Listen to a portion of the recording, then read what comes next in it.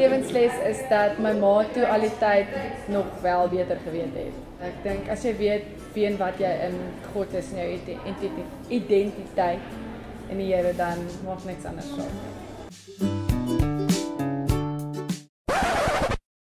Ek kan glad nie vir jou sê wat die stoutste ding is wat agter die skerm gebeur het nie, want what happens on tour stays on tour.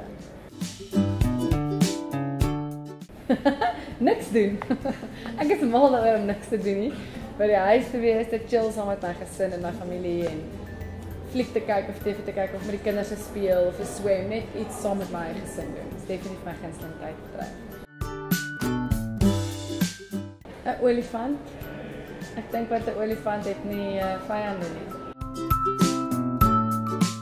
Ons is terug hier want dit is ons huis. Dit is 'n plek waar ek my kinders wil grootmaak.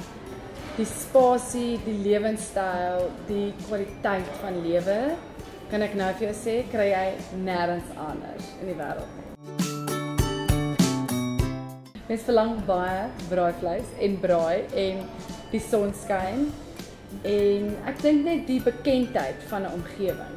Die feit dat jy soveel familiarity van jy kan in jou kar klim en jy weet dis tuis. Waar in Engeland ry jy en jy weet ja, jou voorvaders was daar, maar dis net nie jou huis nie.